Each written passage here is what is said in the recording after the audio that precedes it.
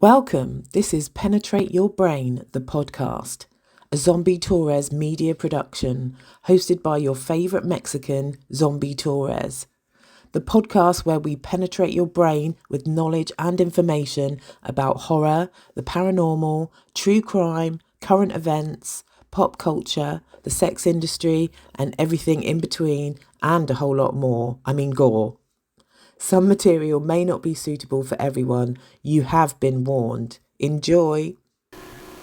All right, so welcome to another exciting episode of Penetrate Your Brain, the podcast. I'm your host, Zombie Torres, with my guest today, Ross Miller. Hello. And Tony.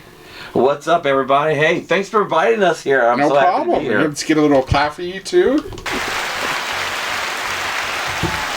I hear that after every sexual performance I've done to myself. No, it's giggling. You're getting it confused. Right. So you guys are back in town. Yes. And you guys are hitting The boys are back in town. Yeah.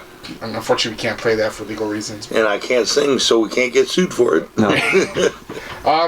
So, Tony, we talked a couple months ago. So what have you been doing since then? I've been busy. I've been working on some projects. I actually worked on a children's book. I think I mentioned on the show, maybe.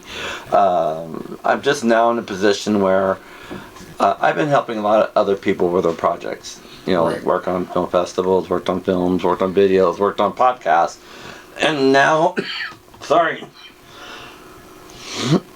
now I'm here to do my projects, stuff I've been wanting to do, stuff I've been worked on months, even years ago. I'm now in a position where I can go ahead and start doing those projects, and hopefully we'll start seeing some real stuff. Hopefully by this summer or even later. Hopefully is because I ain't gonna lie. I have so many ideas I want to do. Right. It's just trying to find which one to start with. You know, I mean, we have an animation that we've been working on for a decade. A decade, you know, and there's actually test footage and there's some things that we actually wrote, but now I think I'm ready to really knock it out. I want to do it. Right. I want to do it, and we actually put out like a 2-minute mini video of it, of some of the test footage of it, and it got good results. And can we see this like online right now? You can see it online. I wish I prepped it, but I'll show it to you. It's called Job Jockeys. It's online. We're just testing some of the ideas. Okay, so we can so I can put this the link on the YouTube. I will find it, but it's on the Facebook page. But I'll find it. I'll make sure you get a link to that there. But we've been now, I would say honestly, 2 weeks in getting, I guess, familiar of working together. Right. Because you gotta keep in mind, we had a thing called cyber shocking. Is the way Like we 500 years ago. Yeah. Right. But it was the way we shot things. We talked about it and we just shot it. We just did it and I don't care, let's just shoot and see what happens. And then take the best from that and air it. Right. Okay. I went a different route. I went into working real theater, real productions, real TV shows, real movies, real commercials, and just get a little more a base of how we need to get things organized to get better. But I will say this, I want to get back and doing more Cybershock with just trickle in a little more of Just to try to make it more professional this time. Yeah, I would say that. Would mainstream be the word you're looking for? Mainstream? No, it was... The last time it was just very public access, and now we're looking to do something... Well, I like we've talked before, I remember the days of cable access or public access. And it was right before YouTube came out. Yeah, and you don't need streaming now. You don't need, I'm sorry, you don't need to do the public access now. Because keep in mind, public access, even back then, it's just on one island. You know, on Oahu. It doesn't get out. I see what you're saying. I see exactly what you're saying. But I feel that when you would do it out here, especially like in the valley, or the San Fernando Valley, you know, where we grew up, I feel that you got a demographic that you wouldn't be getting if you did a public access show in fucking Chicago or something. You know what I mean? I'm saying you would probably be seen by people that could potentially make something happen for you. You know what I mean? Well, that's something I'm going to find out now, because, you know, a lot of stuff I produce is on a local level, like just doing like a film festival. Right. You know, I did that for going on 8 years between South by Southwest, Austin Film Festival, the 40-hour film festival, and actually helped get together GTX, which is the Georgetown Film Festival, which is a funny story in itself, just getting that thing together. Because not to put a lot of drama in there, but they were so unorganized with their film festival that they're going to show their main film in a bowling alley. What? Yeah, that's what I said. That's exactly what I said. Are you sure? And I mean, that would only work if your movie is called Kingpin or something. But here's what I don't understand. It's like, why would you want to show your movie at a bowling alley? You gotta get a screen, you gotta get a sound system, you got a projector, you got chairs, you gotta do more to produce in that location when you can just rent a movie theater. And my next question with that is, like, do you have to rent all the shoes to watch the movie, or? I think we had to, but it just showed that a lot of people didn't know how to put a film festival together. Right. And not saying I know how, but I knew a little bit more than they did. That's for sure. But and plus, you could learn a lot from their unfamiliarity with the idea of running a film festival. You can actually pick up a lot from their mistakes. Mm-hmm. And you see a lot of films. You see a lot of films where, okay, now I know why my film didn't get picked. When I submitted some films back in the day. Right. And with that experience, I'm going to put in our stuff. Because I want our things to get seen. Not saying I know all, but some of the stuff that we did back in the day, I wouldn't do anymore because it wouldn't work. It wouldn't work. But I do know what we do is funny. I have fun doing it. And I know people who sit and watch it, they like it. Right. You know, and I think with this new platform, I think kind of levels the playing field. If your stuff is funny, people are going to find it. You know, and the thing is that in this new day and age is doing something in 30 seconds, 1 minute, 3 minutes, seems like a long time for a lot of people these days. But for a quick joke, for a quick little snippet, it's perfect. Right. You know? So even with a podcast like this, you can break this up into like 7 segments and release them that way. You know, we're talking about this moment, we're talking about this, and then there. Right. So back to you saying working together, we always try to work together. Now there's no excuse. Oh, I gotta go. No. Some excuse. What if the universe has brought you guys together once? Yeah, if you can't get an excuse why we shouldn't work together, I'll give you a reason. So. But go ahead and give them a reason. Don't set the audience up and don't give them a reason. Oh, I'm the king of pulling the rug out from under you. The what? The king of pulling the rug out from under you. Yeah. So, you are huge on horror movies. I definitely used to have a love for it. I have a problem with the 80s movies now. I really do. And it's just old. What exactly are we talking about? Well, The Thing. No, The Thing is to me, all right, we can go there. The Thing to me is probably one of the best horror movies ever made. Okay. And I'm going to say that, and I can back it all up. Because we talk about this movie almost daily, pretty much. Not all, but we can almost say that. Okay. Number one, fear is the main character in this movie, from my point of view. No other movie really captured like the paranoia, the fear, and mistrust. Mistrust is the word I think of when I think of The Thing. You know, because there's scenes in that movie like, hell, I don't trust nobody. Everybody stay the fuck away from me. I mean, you, get the fuck away from me. I know I'm human. And that's what's so cool about that movie was like, there were times I don't trust nobody. Even McReady, I didn't trust his ass. Right. Yeah.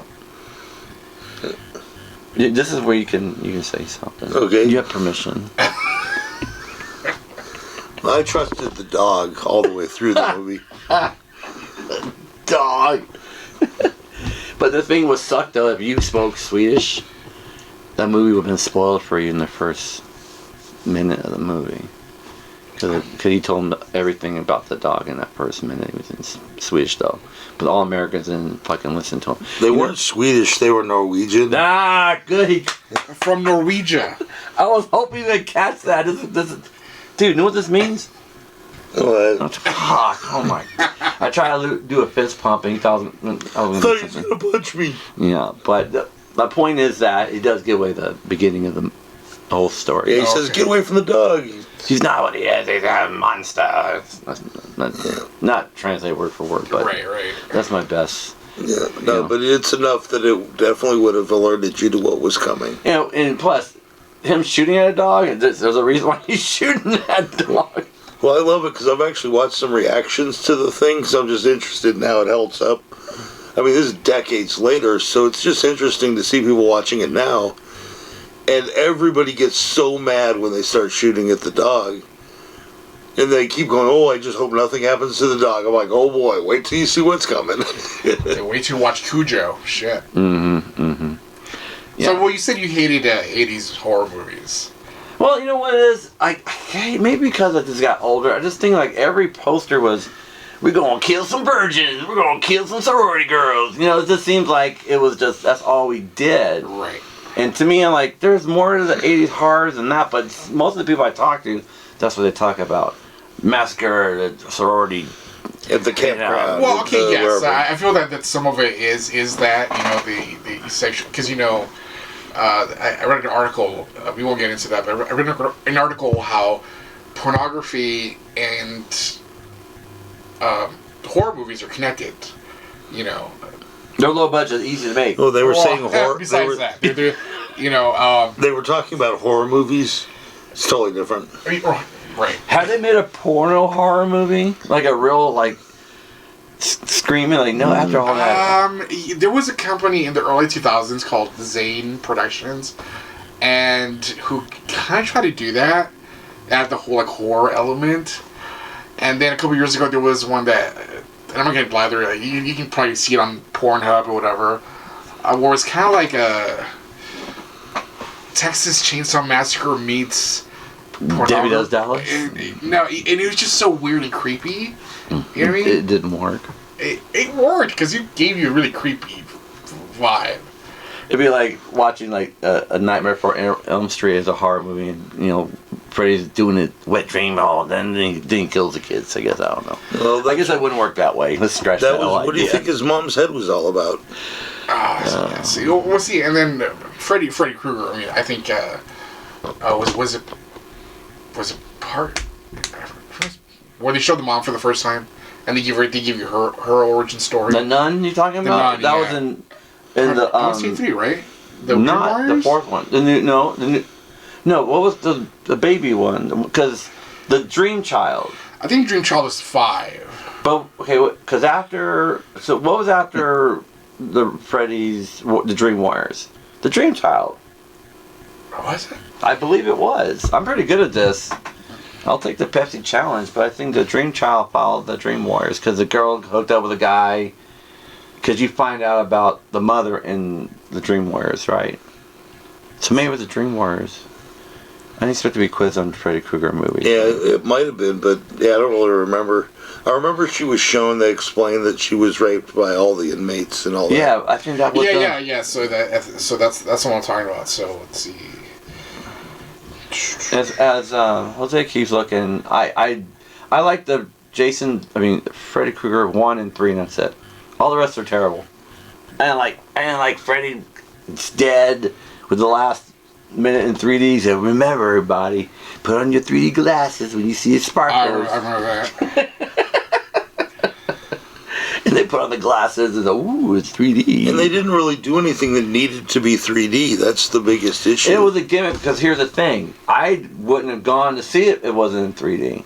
Because I was already burnt out on Freddy Krueger. So it worked for me. It got me in the theaters. So it worked on some people. The movie wasn't that great. I'd already seen Friday the 13th in 3D. Fortunately, there was never a Halloween in 3D. Was there? No, I don't think there was. So part 2 was Freddy's Revenge, 3 was Dream Warriors, the Dream Master, and then the Dream Child. Oh, you're right. I forgot about the Dream Master. And then Freddy's Dead, the Final Nightmare. All right, so that's when she hooked up with the dudes in the Dream Master. Well, she didn't hook up with them. Well, no. I'm not with Freddy, but the guy interest. Yeah. So yeah, all right. So I totally forgot about the Dream Master. That was after the Dream Warriors. Yeah. It makes sense. Damn, I totally forgot. So that's how much I like the Freddy Krueger movies. I like 1 and 3.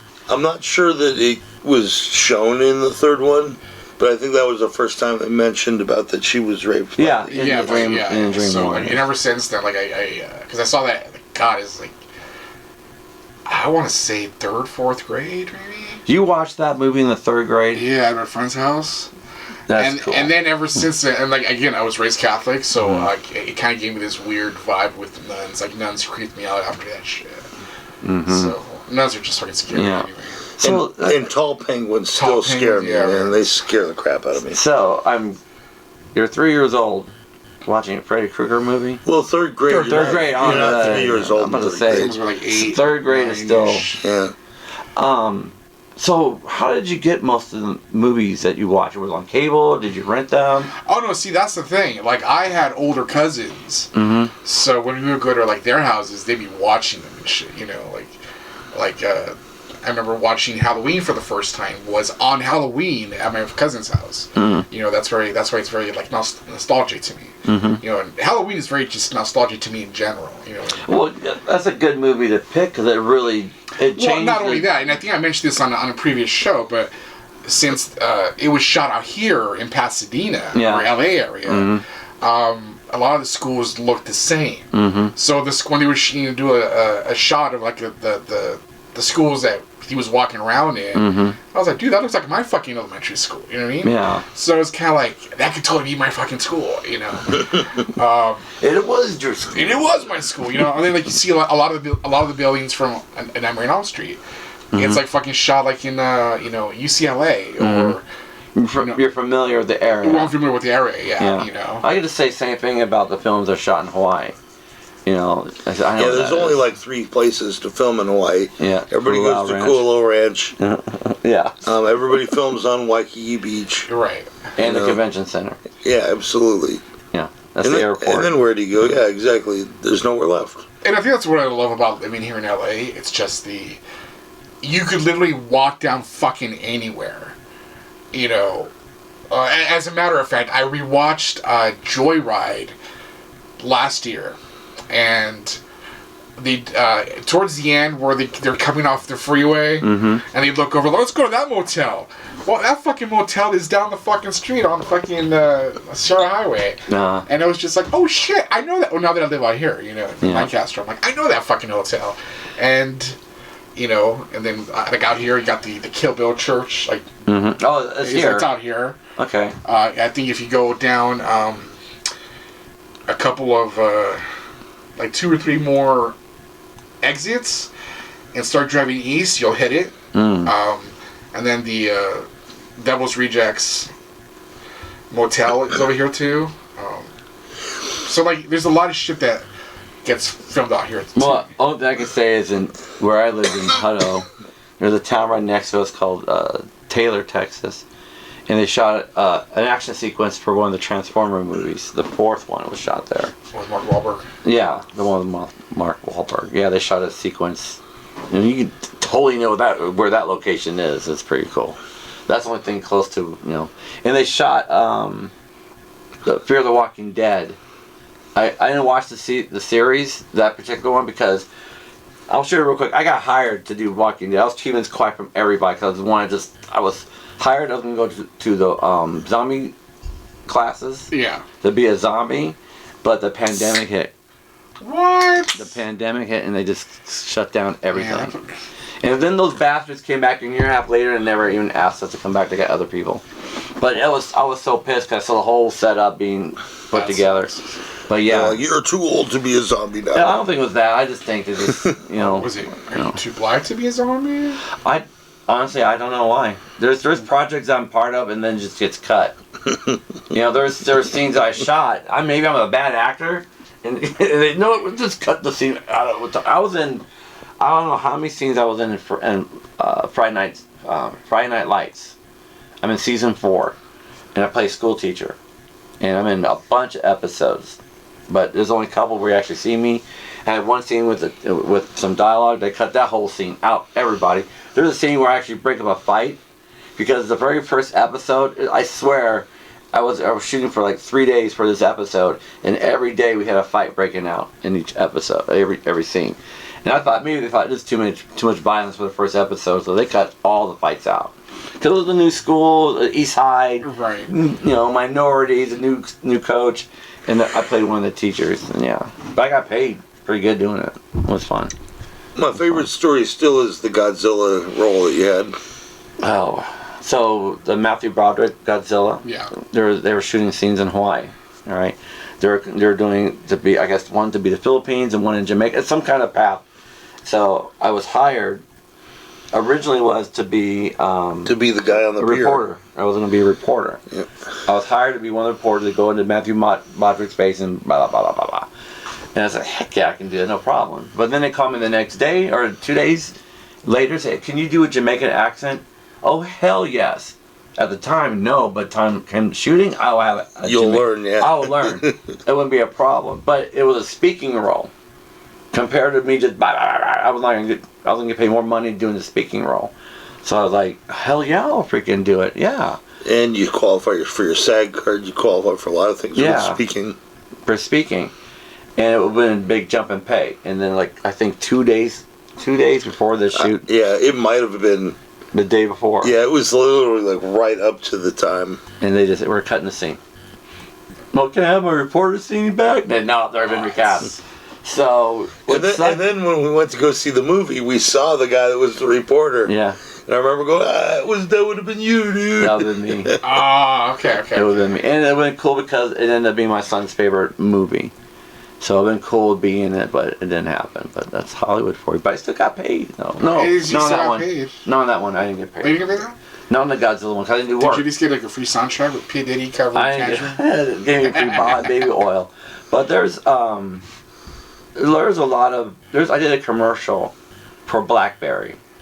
And I played and it's on there, it's called Two Scoops. You can find it on YouTube.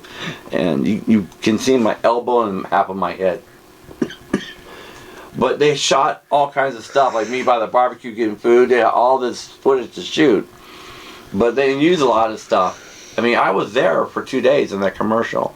And the stuff that they used was very little. But they shot everybody. Right. Every segment, do this, do that, do this, feed the people barbecue, stand nearby, smoke a cigar, and having all kinds of stuff. And most of it wasn't cut. It was cut out. But I still got paid. And I just realized, I don't care, I'm not in the damn thing, as long as I get paid. So I was telling you earlier, I did a commercial for Charter Cable. That's the name of the company. And I got paid for that commercial. I got residual for a year and a half on that one. It got extended for another 6 months. I got paid on top of that. And I'm getting off subject. But just to say, it was fun doing that kind of stuff. Would you rather get paid or be well known? That's a very good question. I've been asked that question before. And I'm going to be honest with you, I'd rather have the money. I'm not looking for super fame, because when I see people who are really super famous, they lose their freedom. I can see that. I want to be able to just, hey, I'm going to go to McDonald's at 11 o'clock. I don't want to get bombarded by a bunch of people. I'm not saying that I'm a better person. I just know that someone who's like a doctor, they don't get stopped and you save all these people's lives and they ask for an autograph. Right. But you're going to ask for me because I acted in a commercial or something. I don't think we should get a lot of credit that we do. You know that actors are the only job that get residual after they do the work? I think I did know that. Well, insurance companies do too. That's not the same thing. Yeah, it's residual. Residual is residual. Well, that's commission. That's a commission. Yeah, but it's a residual that you can keep getting paid every time they pay on their insurance. When you act, you get paid being shown something that's even years later. So if you do an appearance on, let's say, Happy Days, you drop something? Yeah, I dropped a Cenobite. Oh, sir. And, so. Oh, cool. Yeah, I just didn't want to lose your guy. So you still get paid today on those. There's the kid Rufio. You ever seen him? He was the on Hook. Rufio. Oh yeah. Right.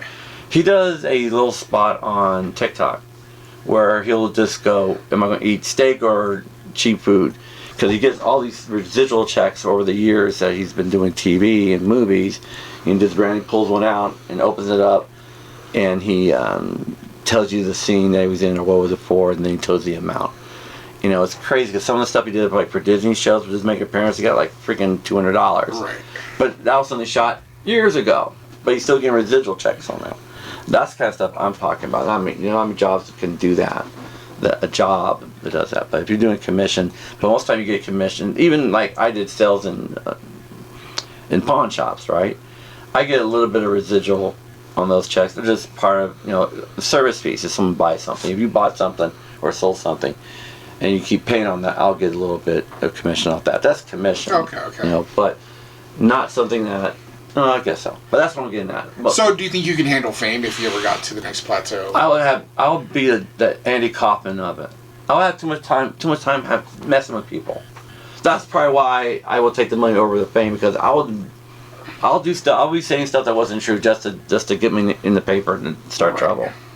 You know, well, I didn't know the pregnancy test came out positive, and just say that and let them run wild with it.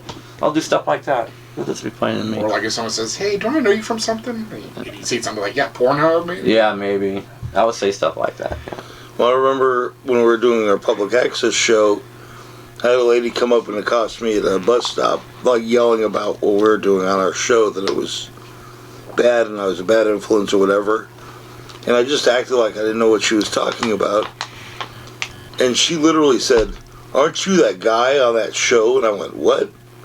And she just turned and walked away from me. And it's like, it's hilarious because this whole time she thinks I'm not that guy, but I was that guy. I got slapped by a viewer. We did a bit on the show, kind of like a Tonight Show with the other guy. And I play a character called Simon Mine, who's like his album's always coming out. It's never coming out, it's always coming out. Right. He's just a mess, he gets in trouble, all kinds of stuff. And so on this podcast, or this skit, I'm talking about, you know, being on the road and everything, and the guy brought, "Hey, didn't you have to pay owe money to a hotel?" I said, "Yeah, but I just left my daughter and let the manager have at her, and we got the room for free." And just left it at that, right? But then this lady came up to me, slapped me across the face. "How could you do it to your daughter?" And like, "Lady, it's a TV show. I'm an actor." But it was a compliment because she really believed I was real. Right. She was pissed. She was pissed as a mom. You know, maybe her dad did that. I don't know. Maybe. Who knows? Who knows? But I think we had a little bit of fame in Hawaii. We were starting out, being recognized. We were getting gigs. And I enjoyed people saying, "You're that guy from that crazy show." Or getting crazy phone calls about, "Right, I know what your show's about. Your show's about alien abductions." That was a real call. Someone actually said that about our show. And that episode had nothing to do with aliens, but he got the gist. He just had fun. He didn't care. He made a crazy comment. And that's what our show was all about. Yep. So, let me ask you this. Knowing, as they say, hindsight is 20/20. Mm-hmm. If you had known how the world was going to end up getting to like now, mm-hmm. you know, like with the takeover of like YouTube and, mm-hmm. and Vine and TikTok, mm-hmm. would you have done or kept your show going to transition to the? I would say yes, primarily because there was no, even though we knew it was coming, I don't think we would have changed because it wasn't there yet. Right. And this was our outlet that we had at the time. So, and we certainly made use of it. The only thing I would say I would add, he's saying it's correct, is I would have tried to make short films for film festivals. That I definitely would have done back then. I would have focused on that, because when I realized, not saying it's easy, but I thought much harder to get a film seen. But I didn't know about film festivals in 93. Right. So I didn't know how easy it is to enter those film festivals. I thought that was a hard step to do it in itself. And then I started watching documentaries and other filmmakers. Like Kevin Smith was just as bad as I was in 93, but he was able to do the right thing, get something shown in a film festival. His very first film, Clerks, was shown at 12 noon on a Sunday at a film festival, which is, everybody's asleep. Right, but I mean, he borrowed like $30,000 from his parents, right? Well, this is true, okay? But the thing is, our film, if we put something together, it wouldn't cost us, because we didn't spend much money on Cybershock. Right. I think most of the money we spent on Cybershock is for film. or for me to learn how to work the class I had to take to get it. So most of our money went to the actual production of it. And I'm a pretty frugal person, or a very resourceful person to get the stuff shot for us. We did the cockroach episode. You didn't even have a second person in the episode. Mm-hmm. It was literally just you with the cockroach running around your apartment, and we never even showed a cockroach. It was all done from the camera point of view. Oh, so see, this was like a Joe's apartment kind of thing? Yeah, a little bit. A little bit. But not quite to that extent. It was me just trying to kill a cockroach, pretty much. Yeah, and then bragging about how I killed the cockroach, and then it coming up and getting him, and it's like, we didn't need to have it be super complicated or expensive. We were able to get it pulled off just because of what was filmed initially. Right. Mm-hmm. We did limited, if any, editing on that at that time. Because that was in the first episode, I believe, right? The first episode was shot on 2 VCRs, or recorded. Was edited on 2 VCRs. From VCR to VCR. So what that means. I couldn't stop till it's finished. Yeah, I know exactly. For those of you out there who don't know what we're talking about, ask your parents. Well, let me ask you this then. Okay, so as filmmakers, when you saw people like the directors who did Blair Witch, who literally shot that on VHS for I think there was a total of $6,000 that they put on their credit cards or whatever. Yeah, it was 12. I think it was 12. Well, some of them. Yeah. And because I remember when that shit happened, I was like, motherfucker, that is such a simple fucking idea. Why didn't I think of that? No, it wasn't about why didn't you think about it. It's that they thought out of the box.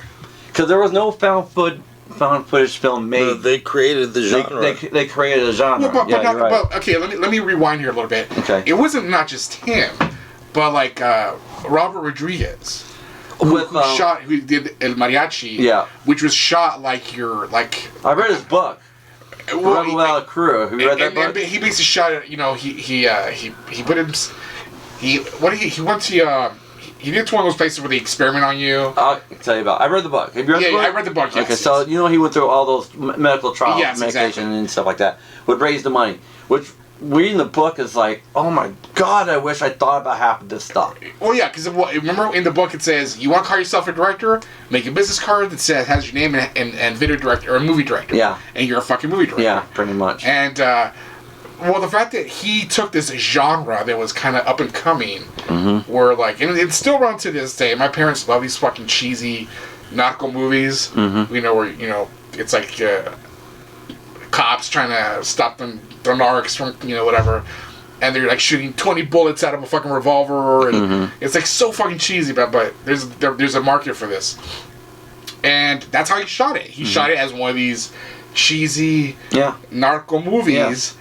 And it fucking blew up. It blew up. It was an awesome movie. And just the whole process of even getting Columbia to buy it and then fix the sound. Right. It was an achievement in itself. So when I look back, I have a movie. I made a horror movie. And The Walk with Darkness. The Walk with Darkness. It's on YouTube. Get high before you watch it. I learned from that movie that I don't down my movies anymore. There's issues with that movie, I understand that, but it was an incredible experience to make a full-length movie and get everybody involved to help. Right. My problem with the movie, I can look back now, is that I didn't have confidence in myself to just be happy that we're making this movie, because I rushed everything just to please everybody and ended up hurting the film by rushing everything. I know what you're talking about. I know exactly what you're talking about, because I know that when I do a big project that has a lot of moving parts, the night before, I start getting it's like, oh, what if this person doesn't show up, or what if that person doesn't show up, or what if this happens, or what if that happens. And I remember I watched a documentary about the great ones like Spielberg and all these directors from the 70s, and they talked about that fear, that fear that you're not supposed to show. It's like, dude, because and they have millions of dollars on the line here. Yeah, you gotta keep in mind you have to shoot a certain amount of pages per day, and that's a lot of pressure, because what if the lighting's not working, or this is not working, what are you gonna do? You have to make your deadline. Right, because you hear about this shit like on Jaws, like how the fucking the animatronic wasn't working. Bruce. Or this would happen and that would happen, and it's just fuck, dude, how did this even get finished? You know? Yeah. but I know what you're talking about. It's same here. I feel like I've done projects, and I was pretty hard on myself, but it's, you know what? It's a learning experience. Mm-hmm. It's like you learn from your fucking mistakes. Oh yeah. It's like it's kind of like, okay, I did this here. Maybe I should have done it different, but now I know for my next project. Sure. I mean, I can look at my very first movie and look at my very last music video worked on. You can totally see the growth, you know.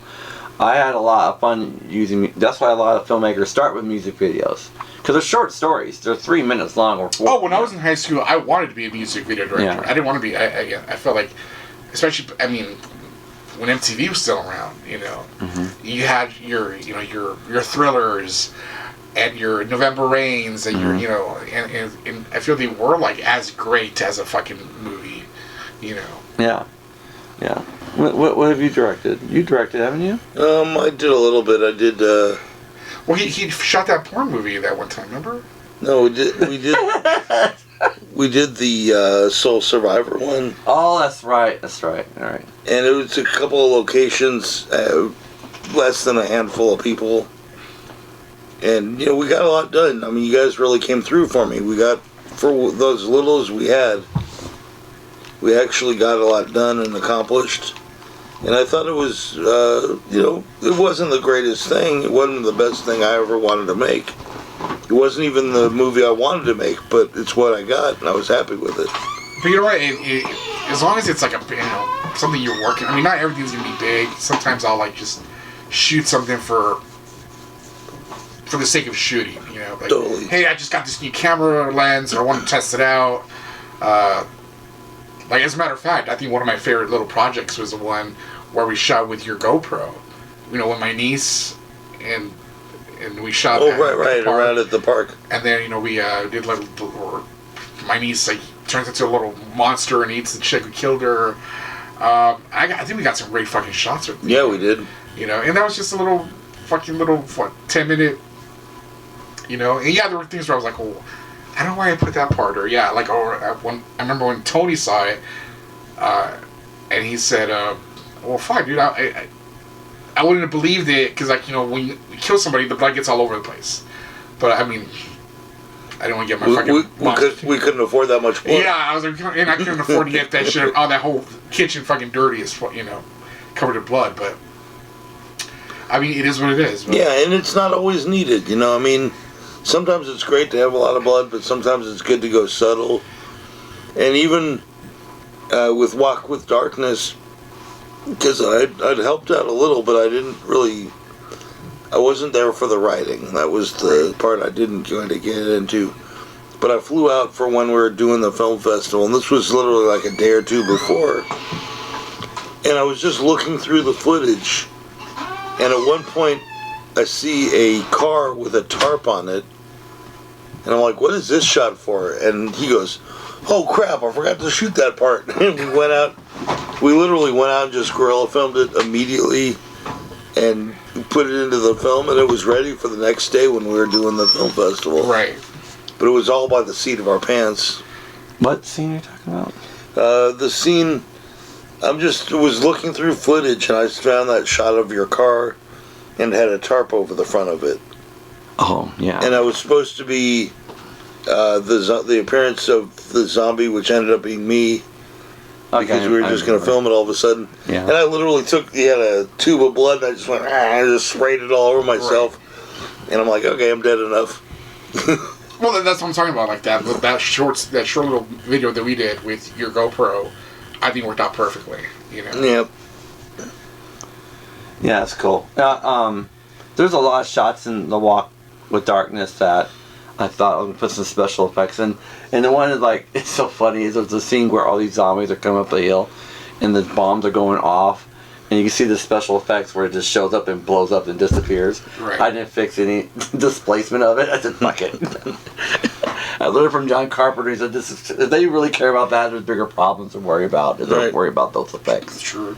Well, Jose and I we filmed a little short for the Glanoline commercial, and we used army men, and filmed really up close on the side of a hill. And Jose was ducked down behind the other side of the hill, and he was just popping a stick under the ground to make explosions. And it came out so good.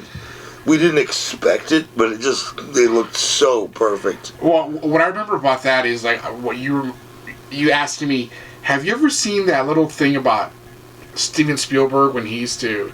And I was like, oh my god, I have actually. Where he would put like the little seesaw thing. Yeah, and I was just like, how fucking funny. Like, out of all the fucking little documentary clips, like, that's the one you asked me. I was like, yeah, I have seen that actually, so. Yeah, and we recreated it really well. But that's the thing, is doing the most that you can with as little as you have. Right. You know, don't worry about... That's what I would say to any up-and-coming filmmakers out there. Don't worry about having the big, expensive material or effects or any of that.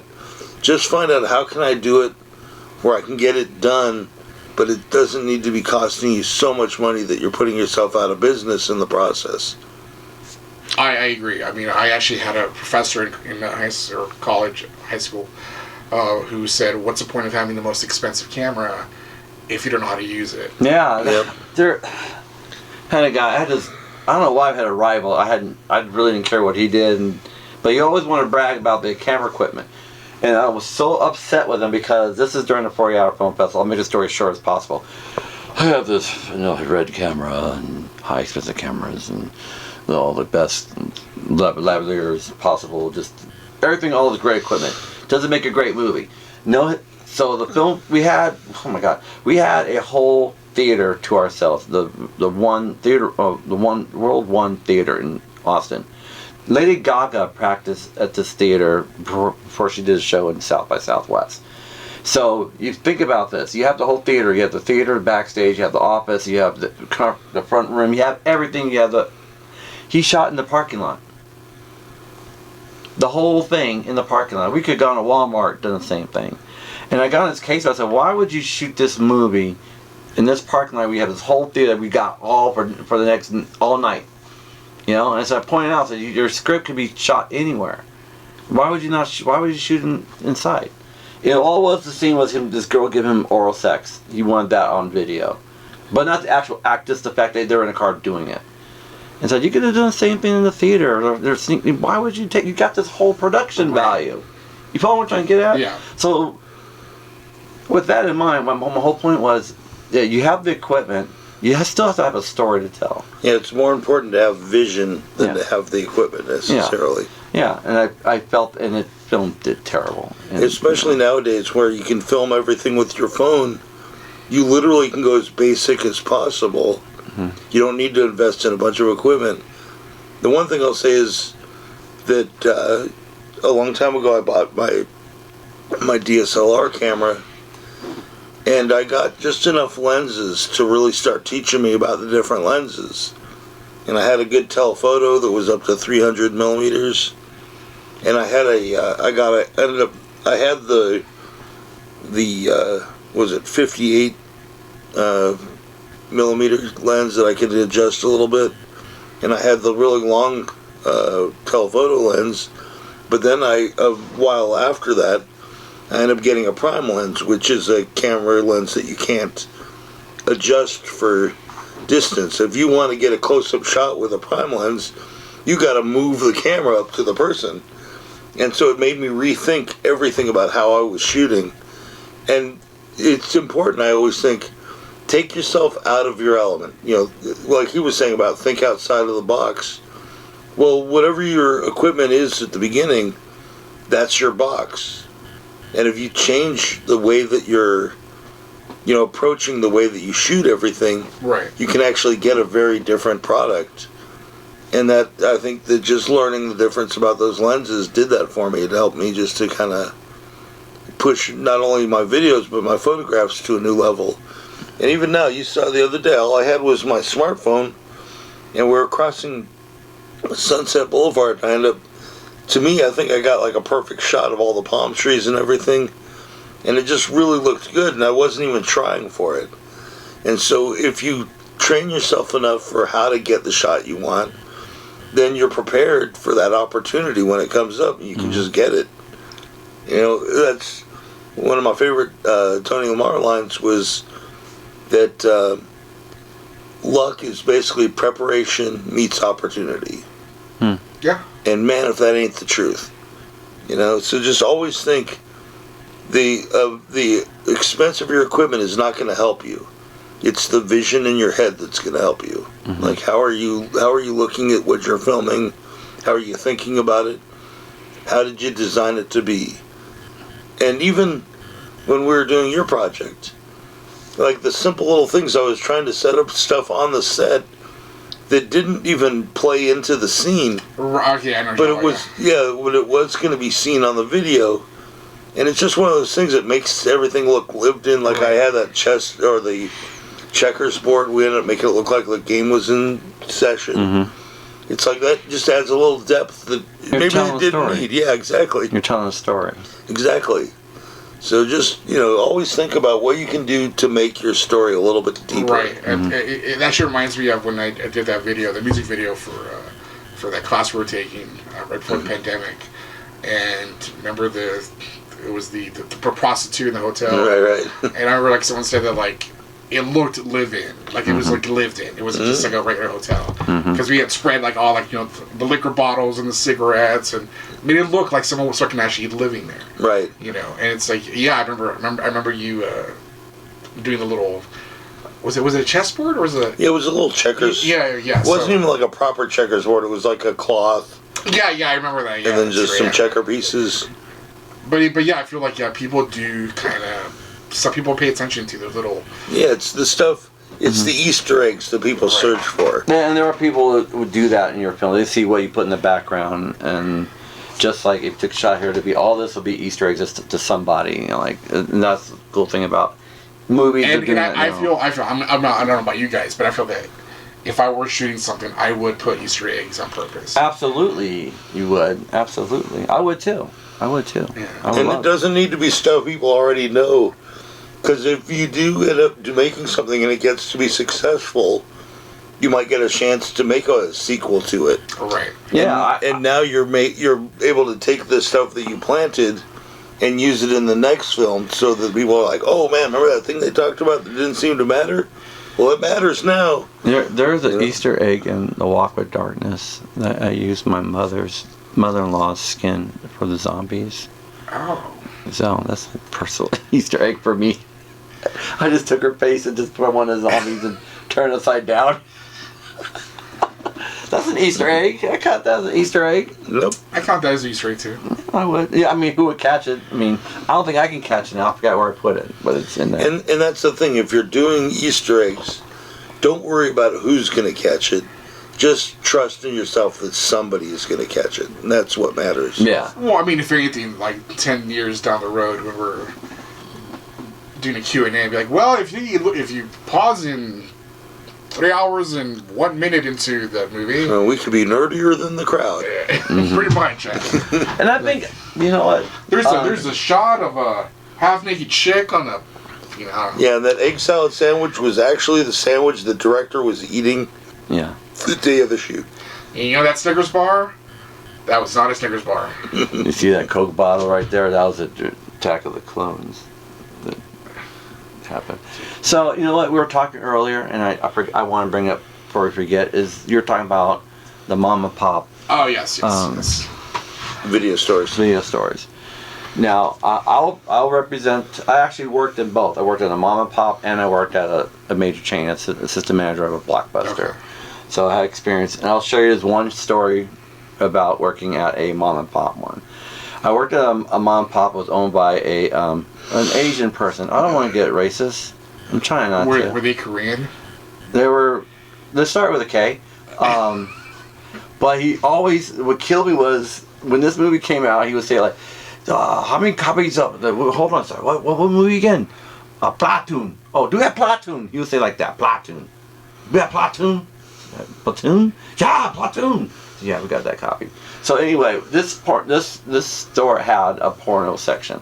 Most mom and pops have porno section. Mm-hmm. None of the major ones, Blockbuster or Hollywood, definitely did not have there's no room with the little curtain. Yeah, well this one did have a curtain, which is so funny. So I asked if I could have one night off. He said, no, we must have man at work, because we never know what's going to happen in the store. He was just, come on, man, this is a boring ass place. Nothing's going to happen on a Wednesday night. I take the day off. So of course something happens. So what happens? A guy goes into the porn section just because there's 2 girls working there. And he couldn't wait to rent it. He couldn't wait. And he just loaded up everywhere, all over the freaking. And the girls just lost it. Like, I'm not cleaning up cum. I was like, well, someone's gonna have to clean it up. And he's like, well, you want to take day off? I was like, dude, you're not gonna make me clean up dry up cum the next day. And pretty much I had to. And it was my last day too. And that's when and the thing was about those mom and pop stores, he would rent the movies that you wouldn't normally see. Like you said, like the Chopping Mall was one. Yeah, like movies that you would never see at Blockbuster would be like anything from Traumaville. And then like your B movies like Chopping Mall and Phantom of the Mall, which I fucking loved watching it as a kid. And the Traumaville movies. Now, as grotesque as they can be, they're still films. They're still, they have a niche. People want to watch those movies. Blockbuster they would not have a movie it was unrated. So any movie with unrated, Blockbuster wouldn't have. But everyone wanted the unrated Toxic Avenger. We had the R-rated one, and that's the only Traumaville movie that we carried was that one. But I didn't see a big deal with those movies, but they wouldn't show them. Well, you watched them, right? I watched all of those movies. So it was very graphic, But, like, again, as like a 19-year-old kid, I was like, I love this shit, know? It was my calling, if you will. I did like my calling. Did you ever watch Poultrygeist? Yes. That's the last Traumaville movie I seen. That movie was gross, dude. I just stopped the movie. Maybe because I got older, but like, all right. I can't watch this anymore. It was still a cool movie, but it was definitely out of my realm. But growing up, the first experience with the mom and pop, I wasn't never an employee of these places, but at like 8 years old, I was a customer at a place called Videos to Go because they rented video games. And I was super excited. I could get Pitfall. I could get all the games that I couldn't afford to buy. I couldn't afford to buy anything. I was like 8 years old. But my mom would take me and we'd do those things. And then I started getting into horror movies a little bit. And as far as I remember, at Blockbuster, they never had the original Evil Dead movie. They got Evil Dead 2 and they ended up picking it up eventually. Mm-hmm. But at Videos to Go, I could get that first Evil Dead movie. Right. And I was like king of the neighborhood. We were all into horror films. All my friends were as sick as I was. And so, like, they loved it that I got this crazy movie. Mm-hmm. And then, it's kind of a weird story. It's an offshoot. But I knew of the Evil Dead and Evil Dead 2, which, Evil Dead 2 is basically a remake of Evil Dead 1. A little better budget. Mm-hmm. But then there was a film called Army of Darkness that came out. And Evil Dead, I liked the movie, but it wasn't on my radar. I never was thinking about Bruce Campbell. Like, none of that stuff really mattered to me at the time back then. And with the story Army of Darkness, I love this kind of crazy stuff. I'm like, I'll go see that. And 2 seconds into the film, I realized it's a sequel to the Evil Dead 2. And I'm going ape shit in the theater. I was just like losing my mind because it's like, this is what I've been waiting for. Right. And I didn't even know I was waiting for it. I'm jealous because he sat in the theater not knowing he was seeing the Evil Dead 3 movie. It's cool. I'm not downing, but like, how cool would that be? Be honest. You sit in the theater and you're like, what's this movie coming out? Return of the Jedi. What the fuck? You know what I mean? That's how I feel about it. Now, I had a little different about Mom and Pops. This is something that I was flipping channels. I came across Donahue, and they had a bunch of kids on stage who were traumatized for watching Batman. No, the Dead movie. What are they called? The ones are all like Dead Alive. No, God dang! I just had it. The one where it was all supposed to be real death. Faces of Death. Yeah. Faces of Death. which was just released on at Walmart, I guess. Really? Yes. Okay, so like these kids were all, I'm traumatized by this movie, and I wish I never watched it. But what you're doing right now is you're advertising to the whole world, every teenager, go get this movie, because that's exactly what I did. And I didn't go. I don't think Blockbuster was around then at this time. So I went to the mom and pop store, and sure enough, they had that copy there. And to I guess I was 16. They had no problem renting it to me because my mom and dad did not say rated R restrictions or unrated restrictions. Because I wasn't getting porn back then. I didn't need it. Anyway. But I'm trying to say that movie, I would not. We never had that at Blockbuster. Even years later, they never carried that movie. Right. Unrated, that's why. Yeah, and it was just having stuff like that. I mean, it was so cool just to be able to get those rare gems. I was never a fan of the Faces of Death movies. I always thought it was kind of ridiculous. Like, in the first Faces of Death, there's a scene where the sheriff gets pulled out of the rowboat into a swamp area with alligators. And I'm okay with that. That makes sense. The alligator might have pulled on the rope and it pulled him out of the boat. But then there's video shots from in the water shooting back at him out of the boat with the boat in the background. And I'm like, okay, now tell me, who's the crazy cameraman that actually got in the water with the alligators? Nobody did. There's a lot of fakery in the face of that. And this is the thing, like, my friends all believed it was real. I'm like, the monkey skull scene. It's like, how do they get the shots from the point of view of the monkey if it's all real? Mm-hmm. It's like, none of it made sense. And then that goes all the way to the Blair Witch. One of my friends believed it was all real. He was so convinced it was real. There's a lot of people did. And I remember the first thing in the theater that I noticed was towards the third act of the movie, that one girl was filming everybody, and the guy freaked out and he's all, "You're always filming all the time, every day." And it's like, that's BS, because I just, from doing the public access show, I knew if you were filming all day, every day, that movie would have been, 40 hours long. It's like, this thing was an hour and a half, and it's like, you're filming all the time? Yeah, please. Yes, that's actually one thing that I was thinking about when you were talking about Faces of Death and the certain shots, Mm-hmm. But yes, as a filmmaker, and yes, someone who knows about cameras and their duration of batteries, which weren't that fucking great back in the late 90s. Hell no, they weren't. There ain't no plugs. That's what I'm saying. Exactly. So I remember when I would get into, I don't want to say arguments, but when you find someone that thought it was fucking real, mm-hmm. and you're like, dude, like, think about it. They were there for like a week or whatever it was. Mm-hmm. Like, your batteries would have fucking died a long time ago. And I'm sorry, but if I'm fucking thinking I'm gonna fucking die, I'm not gonna be fucking filming it and shit. And also keep in mind, this is a big thing that everybody don't think about. If this is real film, it's not a snuff film because they actually show them killing, right. But the families would not let them release this film. Exactly. Right. They would not. That's your biggest clue. But again, a lot of people get sucked into films they think is real. Right. So there you go. I, at the 99-cent store of all places, found it was a Blair Witch t-shirt. It did not say Blair Witch anywhere on it. On the bottom, there was that little emblem of the stick figure that they found hanging all over the forest. But other than that, it just had the pictures of the three kids, and it said missing. And it had a little story about how they went missing. Mm-hmm. And you wouldn't believe how many people asked me, "Oh, are those friends of yours?" Mm-hmm. It's like, no, they're not my friends. Well, I have a little more sympathy towards people because not everybody's into films. So when I hear a story like that, I'm like, well, not everybody's in the movies. Right. Like, they got a picture of a bunch of people from a book. I don't know what these people are. I don't read these books. I wouldn't know. I'm not going to, Harry Potter? Who's that? Yeah, I mean, some things I can try to give people a break.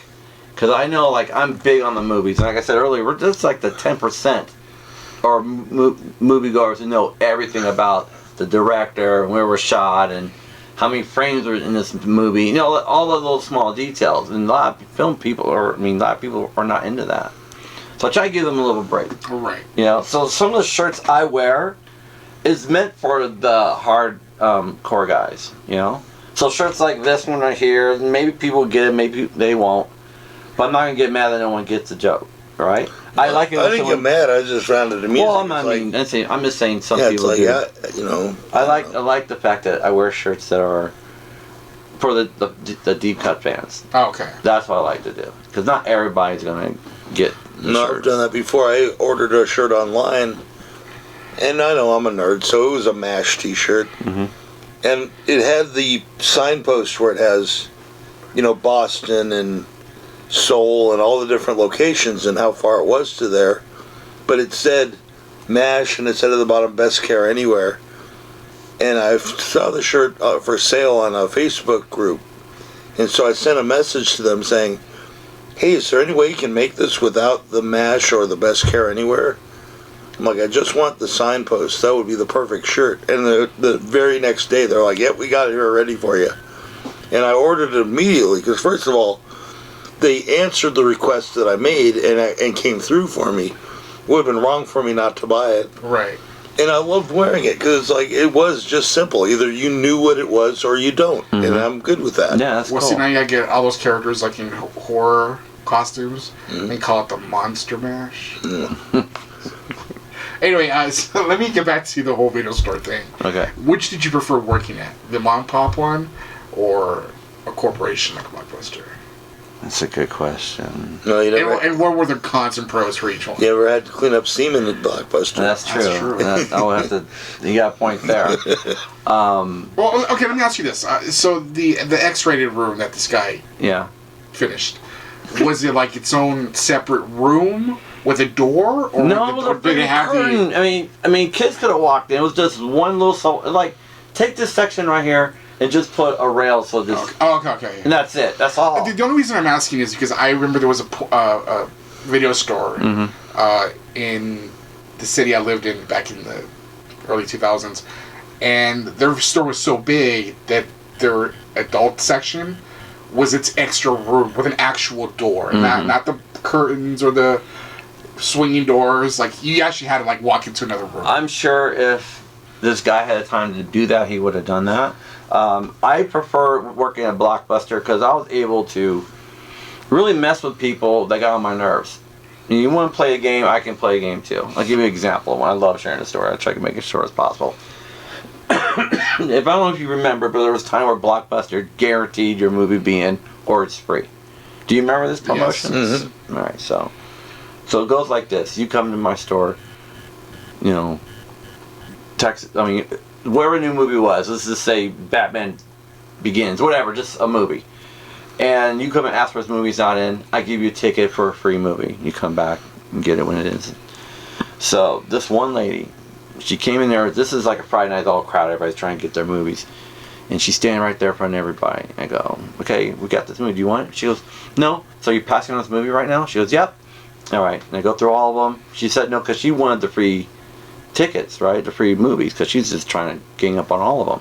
And I say, are you passing on this movie? She goes, yeah, okay. And I give the next person. And I started just helping other people. She goes, wait, where's my passes? I said, you don't get any. Because what? They were out. I said, no, I offered to you. And you passed on that. And everybody, they're go, oh.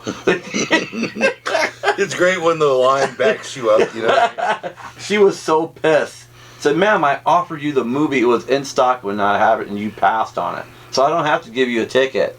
I don't have to give you a whatever it was. She tried to call my district manager, and I told him, I said, I offered her the movie. She chose not to take it. And he's, maybe we should. No, I'm not doing it, because that was my problem. With okay, I'll show you my problem about Blockbuster.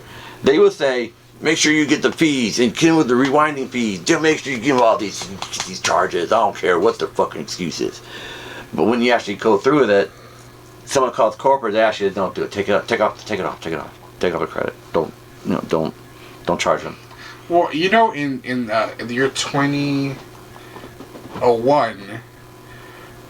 Blockbuster made about $800 million in just like late fees and rewind fees. I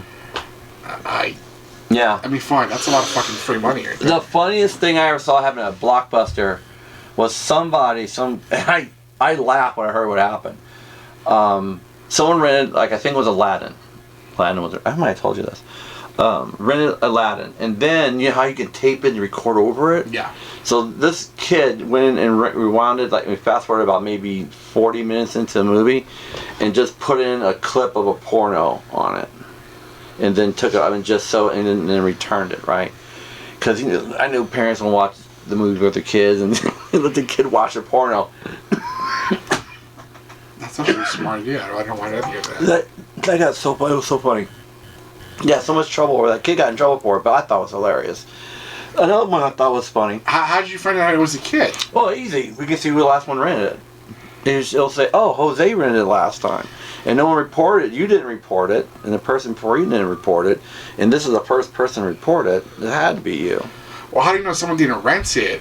No, they didn't watch it and then returned it back, and it was like, well, you're responsible. You're the last person with it. It's in the contract. Anything happens to the video, you're responsible when you turn it in.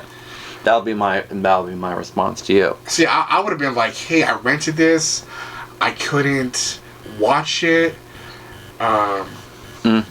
You know, that way you wouldn't come back. That was Predator. Yeah, no, Predator was funny. You know about the Predator one. It's one of my favorite stories. But I was going to try and bear release. So I had this one lady come in there and she was pissed off about the movie. I go, what's wrong with the movie? Well, there's scenes where I can't see anything. It's all red and yellow and green. Are you fucking serious?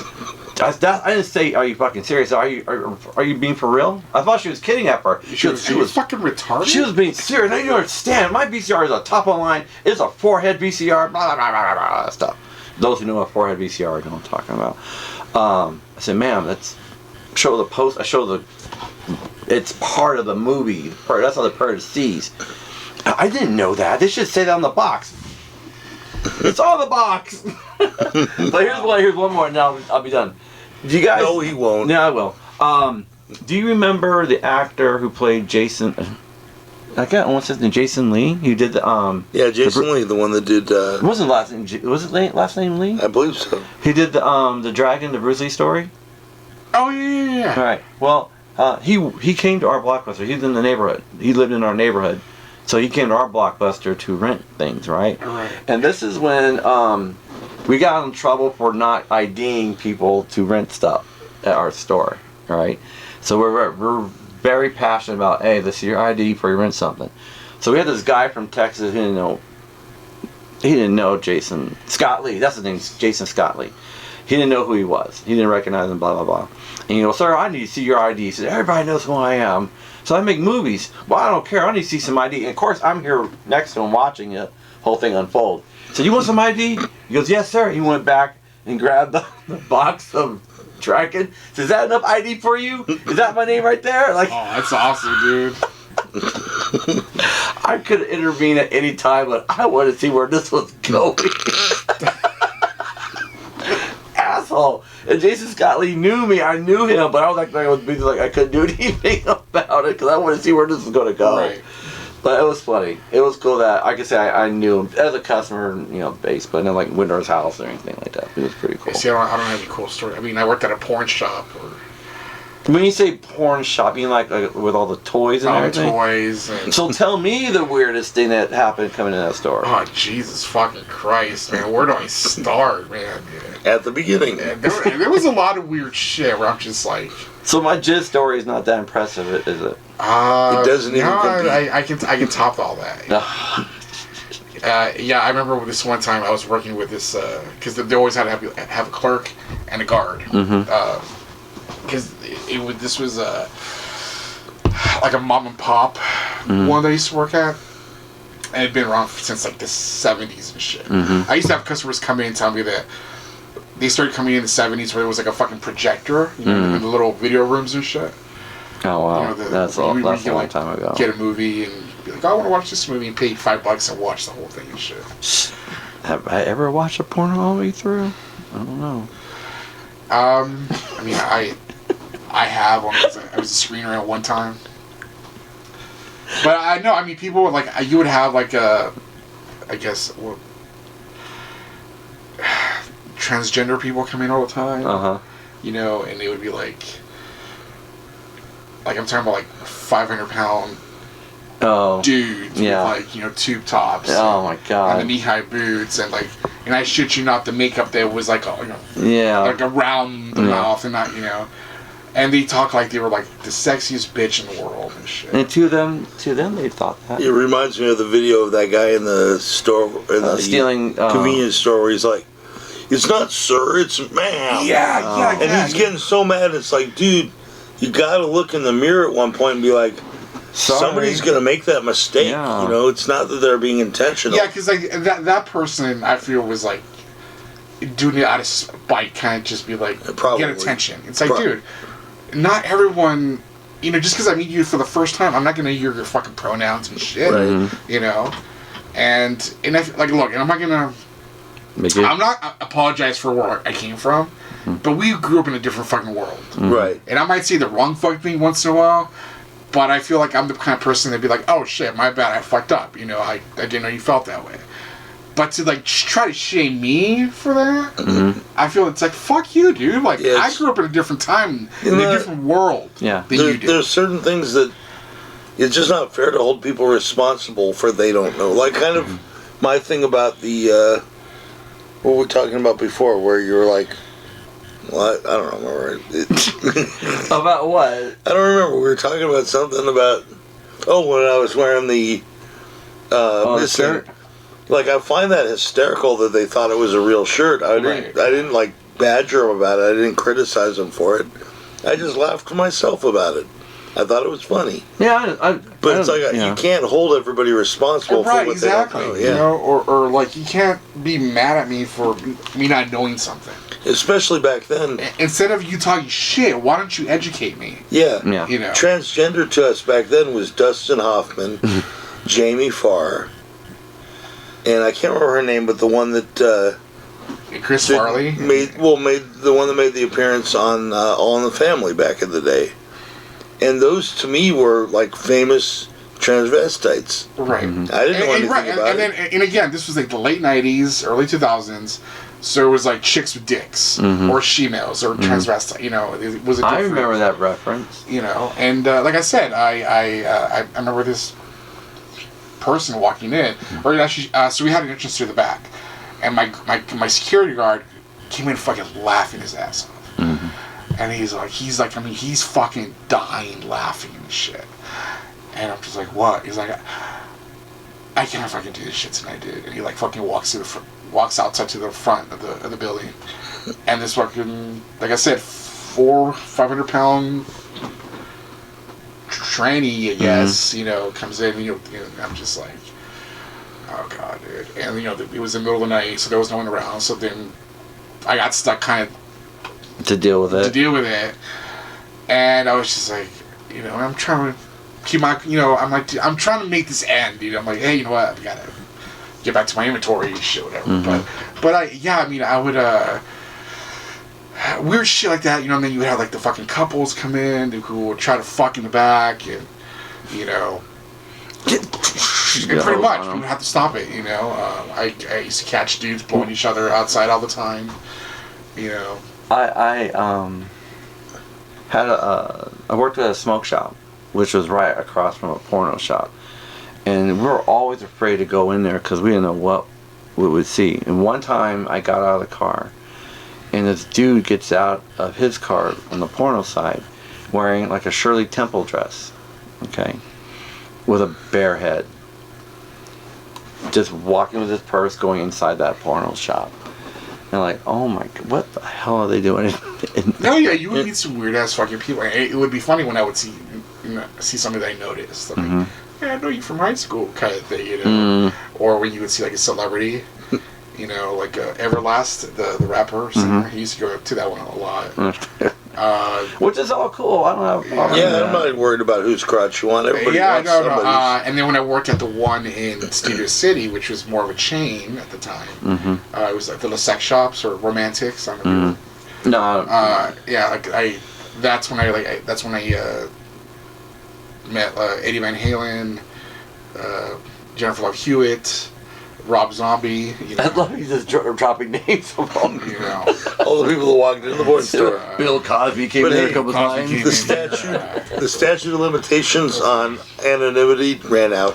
Well, that's the way I see it. It's like, you know what? It's been like 20 fucking years, so I can't get in trouble. Right. But, I had the closest thing I can say to your wonderful stories in your Blockbuster or your mom and pop video booth kind of thing was I was security at Kaiser on Roscoe or DeSoto and down in Woodland Someone Hills. hired you to be a security guard? Oh yeah, no, dude, I used to be way more respectable than I am now. And But by the CHP off, right? yeah, and I was working the door at for the ER. You know, letting people in, letting the ones in that I'm allowed to let in, not, you know, telling everybody else to wait. And this guy walks in right up to the ER window, and he's got a girl under each arm. And he walks into the ER with that too, like with these girls like under his arms. And he's just, you know, he didn't look injured or wounded or anything, but he just, you know, went in to go get his whatever services he needed. You know, they're not even supposed to talk to me about that. And one of the, I can't remember if it was, I think it was a nurse that because I commented, I'm like, nah, that's a classy way to show up to an ER. And she kind of whispered to me, she's all, he's got a dildo stuck in his ass. It's like, hey, you know what? Yeah, if you're going to show up that... Was it Richard Gere as a pimp? Well, no. Okay. Yeah, his was more gerbily. Wow. I can't even imagine. I guess the only story that I guess... But I feel bad for Richard Gere because he's actually an entertaining actor. Right. He's never going to get out from under that thing. He will be literally on his tombstone saying, remember them gerbils? The Germinator. Or someone just like glued a bunch of gerbils like on top of this. Right, or something. Mm-hmm. Okay, so I just remembered something when I worked at the mom and pop porn shop. There was this couple who were swingers. Mm-hmm. And they weren't the youngest looking swingers. You catch my drift? They were part of the senior citizen They were the swingers senior club? citizen ones.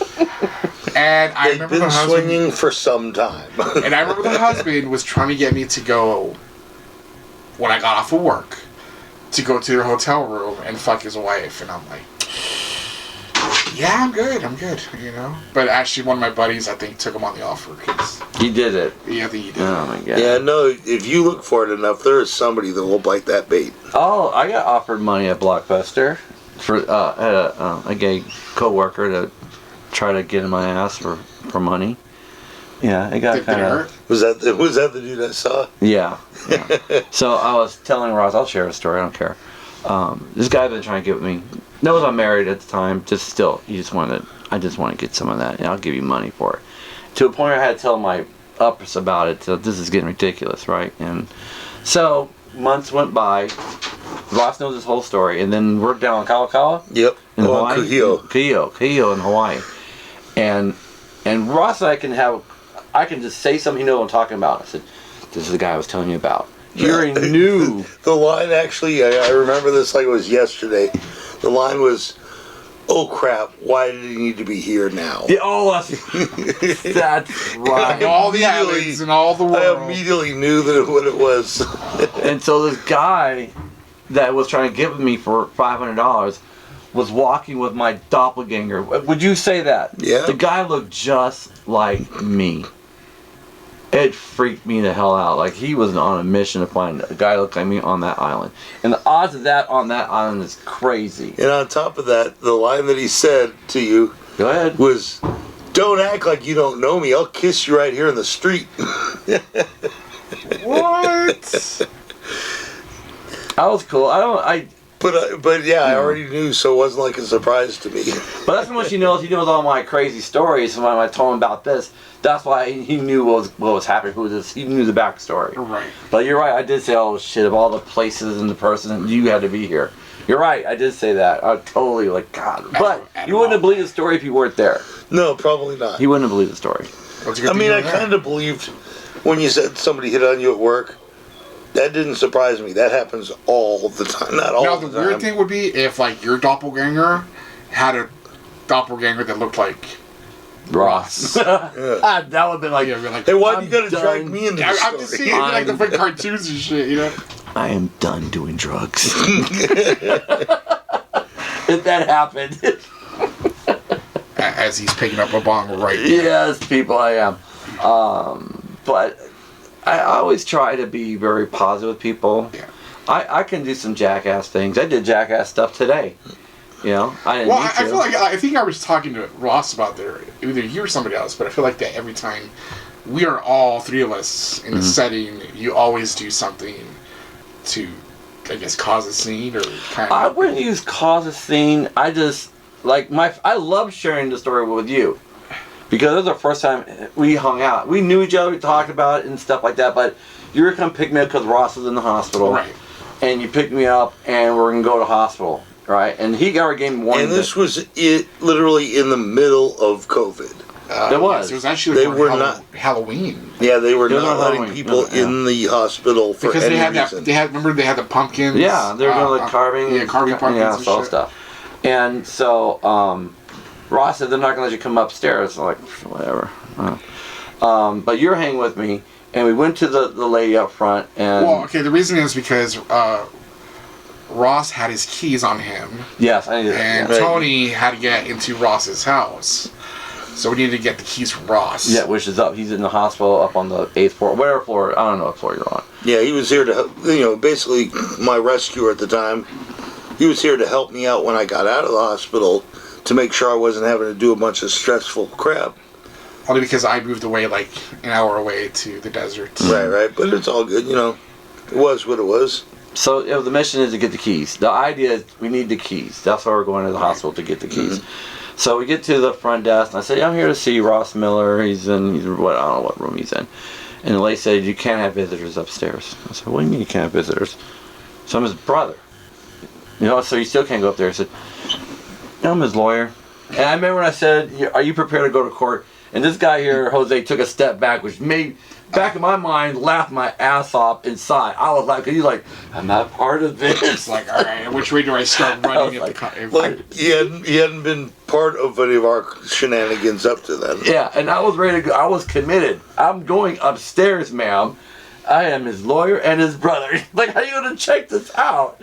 And what does she do? Just go ahead. Go ahead. Go ahead. And the funniest part of it all is when he walked in, I was not the least bit surprised. I knew nobody could come up, but it's like if anybody could do it, it's you, man. Yeah, I was calling his name down the hall, which I thought was rude. Now I think about it. Ross, where are you, Ross? I'm here, Ross, where are you? And I was, at the time, because I had real bad intestinal problems, I was on morphine at the time. So I was kind of coming out of that morphine kind of, fog or whatever. And I'm hearing my name, and I'm like, I knew what was going on immediately. And it was cool. We I dropped, I don't mind sharing this, but Ross is my brother. And when he asked me to come here, I dropped everything. Right. I wanted to be there. So I'll be there the first plane. I'll be on the next, and I was. And he really was. I was on the next plane. And that goes. History. Even my relatives didn't do that. Well, it is Ross. It's hard Yeah, to do. well, yeah, I've got a reputation. Yeah. But the main thing was that. Well, as long as we take care of you. Yeah, and he's important to me. I think I'm the one You were the one that drove me to the I took him hospital. Oh, you did? Yeah. So, hey, it was a little reunion we had here. It kind in of the was, garage. yeah. But it was, I love the fact that you're in one of my stories. I share all the time. I do. I share it with Ross. Yeah, we laugh at that story all the time because it's just so ridiculous. You taking a step back made me laugh because I don't know what's going to happen next with this guy. Yeah, I'm just kind of like... And that's the best part is... Only because, come on, you've seen how security guards get... Oh, totally. If I think they're cops, I'm just like... No, and I get where you're coming from on, not being too sure on it because we don't know where it was going to go next. Even if I was right in the middle of it. I've done this before. Remember? Tell the story. I know what story you're going to tell. Yeah, we got stopped on the way. We were moving to Vegas. And the car was loaded up full of crap, all my stuff. And, why else would there be anything there? We were moving to Vegas.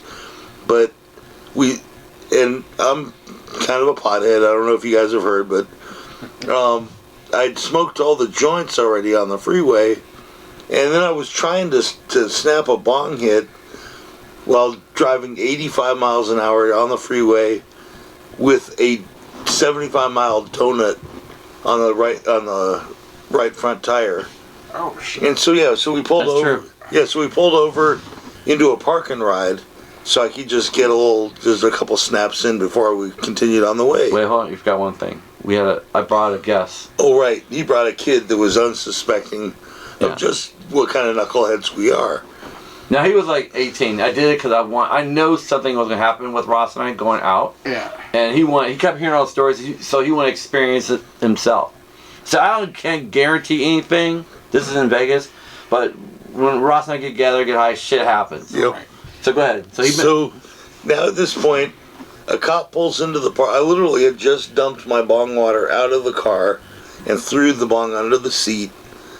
And he had the weed. He had the weed inside a Doritos bag. a bag of Doritos, a full-size bag of Doritos, and so this cop pulls up behind me. Was it an empty bag of Doritos or the Doritos? Doritos in it. Yeah, The weed wasn't dumped into the bag in there, so it was all sealed it was a up. bag. Oh no, but what I'm saying is, was it just an empty bag of Doritos? Or No, it was real Were there Doritos. Doritos inside just Yeah. in case they checked? Well, no, it wasn't even about it just in case they checked. It was what we had. Okay. And he wasn't like trying to hide it. It was just I was don't eating remember chips. how it got there. But he's eating chips while I'm talking to this cop. He's pulling chips out of the bag of weed, and eating them. And the cop says, well, you're not allowed to park here. You skipped something. And what? You told me before the cop came up. Oh, yeah. Because I know he's got a fast mouth, and he doesn't always say the most intelligent things. He's usually on point, but every once in a while, some crazy nonsense will come out, and it's like, what do you do then? And so I just told him, you shut up. And I told the kid in the back, I looked in the rearview mirror, and I said, just relax, don't say anything, let me handle this. And just tell me to shut up, don't say a fucking word. Which, honestly, under the circumstances, I understood my job. And so the cop starts talking to me about, you're not supposed to be parked here. And the thing I always think about cops is, first of all, don't BS them. They're going to spot that. But if you act really dumb, they might not want to deal with you because it's just too much of a headache having to explain everything. So I start off with, Oh, I didn't know, officer here. no, well, this is a park and ride, right? Is what I said. Like, I knew what I was doing. This is a park and ride. And he goes, yeah. And I go, well, that's what I'm doing. I'm parking now, and then I'm going to ride later when I get back on the freeway. And he goes, well, that's not exactly what it means, which I did know, but, he doesn't know I knew that. And he starts telling me where the proper places to pull over would be. Something well lit, something where there's people, not where we're in the middle. This was just a dark parking lot. Nobody was there. It's the No middle. lights. It was the middle of the night. And I said, okay, that's fine, officer. And, and I listened to him and I took off. And we went the rest of the way. I made it to Vegas. No harm, no foul. But the funny thing to me was that kid in the back freaking the fuck out of all this stuff. Because, why would you tell Tony to shut up with the cop? He was all freaked out. So, who was this kid? He was just a co-worker at my Blockbuster. He just wanted to hang out. Okay. Shit, sorry. And and that's my thing, is I just was flowing with what was happening. And that's the important thing, as far as, I don't want to encourage people to get into trouble, but every once in a while you just find yourself in trouble. You can't really do anything about it. Just play it off as smooth as you can. Like I said, don't lie. They're going to sniff out your lie. Right. But don't tell them anything either, because you don't have to. But if you can just come off just dumb enough, they're like, oh man, I don't have to deal with this guy. And they will leave you alone. And that's what I banked on, and it worked. Well, I feel that also if you have something to lose, you have to keep your fucking mouth shut. Right. But if you got nothing to worry about and they're just fucking with you, I'm like, start spitting out that fucking law knowledge and shit. Right. Yeah. Well, I don't know. I think that a lot of times, especially in the cop world, they can get very overzealous. Mostly because the thing with cops is they don't always see a lot of action. People, think cops say life is exciting and is chasing criminals and doing all that. That doesn't happen very often. Right. So when it does, they get real excited about it because it's like, this is what I trained for all this time, and they want to prove themselves as doing good, and that's how people end up in real bad situations because they get this cop that's just like, I don't know what it is, but I want to get it, and most cops just get an STD and that's the end of it. But yeah, if they want you, they're gonna hound you. And again, just remember not to say anything. Especially nowadays. Yeah, and I don't think that I don't answer questions line, I think that's as dumb as it can get because you're showing your hand. You're telling them that you're not going to tell them anything. Just don't tell them anything. Just stop at that point, That's the best advice I can give is just don't say anything. Not that you won't answer questions. You can just be like, I don't know what you're talking about, officer, or whatever. Just keep it simple and straightforward and just, Yeah. Well, I'm a big advocate on the First and Second, Third, Fourth Amendment, and a lot of people don't know their rights. Do not Second Amendment a cop. That will never end well. I'm a big advocate for the 14th Amendment. I got pulled over 2 months ago by a cop, and my car was hot. And this is in Texas, but I just happened to stop and get some fried chicken. So the car smelled like chicken, but the cop pulled me over. And right away I take my ID out and I take out my insurance and I just place it on the glass like this. Just place it just like that. And the cop goes, can I have your ID? And I said, it's all information is right here, officer. No, can I have your ID? All the information is right here, officer. And then he huffed and then he started writing the information down. I said, is this address current? I'm not here to discuss my day, your officer. And I was afraid that, I know my rights, but I wonder what kind of cop I have right now. Do I have a hot-headed cop, or one knows that this guy knows his rights, or he's going to prolong this? So he went back to his car with the information, and it did take a while, longer than unusual. Then another cop car comes up, and usually when that happens, they're going to arrest somebody. Okay, if they're going to let you go, they don't need another cop. So, dude, they're going to freaking arrest me. I don't know what, because I thought they were going to search my car, because they would have found shit if they searched my car. And the cop came up to me, and I recorded, but there was no sound. Now I know why there was no sound, because I did record it. And he said, well, it's your lucky day because we can't print a ticket. I'm like, what? You can't print a ticket for speeding? And for some reason, they let me go. Because they have printed tickets. I talked to my nephew. They can write a ticket, but they were trying to say that their system wasn't able to print out. Yes, I know they can write a ticket because I remember one time, my mom lives in front of a junior high. Mm-hmm. And then during school hours, you can't park anywhere around the fucking thing. So on the day that they were closed, someone told me, hey, you're getting a fucking ticket. And I fucking ran out there, and I'm like, what the fuck, dude? Like, why am I getting a fucking ticket? The school's closed. Oh, something happened, and they called, and they wanted everybody to get off the fucking thing or whatever. But he wrote it down. He didn't, put it in his little pad and shit. Yeah. So he's like, okay, well, I'm just gonna rip it up then. Mm-hmm. It's not gonna show up or anything. So, but yeah. So I know for a fact that you're right. They can just write it fucking down if they want to. The only reason I think why he didn't is because I think I was talking to you when I got pulled over. And I said, I'm getting pulled over, and they said for speeding. You know how fast you're going? I don't answer questions, officer. So. For whatever reasons, he thought he could pull me over. Maybe he thought I was speeding, I would admit to it or whatever, but he had nothing, I guess. Because why the second vehicle didn't have a way to write a ticket? Everybody's down? So, right. So to me, think that... So were you like, I'm on the phone with my lawyer, David Horowitz? Yeah, but whatever it was, that he just said, go, because he knew he was going to lose.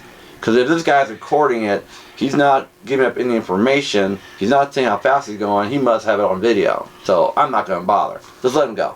Oh, okay. So and I wasn't rude. I was being respectful. I was being polite. But I think everybody should know their rights and protect it. And that's where you're going with it. Can I ask you a question? Yeah. Okay. This is literally out of left field here. It just popped in my head. But I was kind of curious. How do you guys feel? Especially you as a black man. I am qualified for this question. Knowing that, oh, that's a good one. Do not do visual jokes on a audio podcast. Oh, okay. Well, I don't have a camera at the moment, but you're right. Okay, so knowing that fucking Snoop Dogg became such a little bitch performing for Trump, does that did that bother you at all? As No, and here's why. He got paid. He's an entertainer. Now, he made a choice to do it for political reasons, and that's something he has to deal with. But I know, my opinion is that he took the money. It was about the money. Because that's all he can do now is just get money and take care of his family. You know? Because when's the last time Snoop Dogg had a hit? It's been a little bit. I see what you're saying, but I feel at this point, I don't think he needs any. I think you need all the money. I think that in this situation, he made a decision that I don't care what people think political. Because I'm here to perform. I'm not doing a political speech about being a Trump supporter. And that's really the thing is, if you're not really worried about what other people think, you know what I mean? Well, I think it's more of the fact that he came out a couple years ago, talking shit on who was going to be the Uncle Tom and perform at Trump's rally, and it turned out to be him. Then that's something he has to deal with his fans. Exactly. And at the end of the day, guess what? I got paid X amount of money. What did you get out of this situation? If someone offered me money to do jokes at a freaking Trump rally, I'm going to make sure they'll never ask me to come back again. Right. But they're still going to pay me because you pay me to be on stage. Now, Snoop Dogg's reasons, only he knows why he did that. But I don't give him any shit over it. And anybody who does, they're a little bit of a hypocrite because he didn't do a political speech. He just performed, right? That's all he did. Yeah. All right.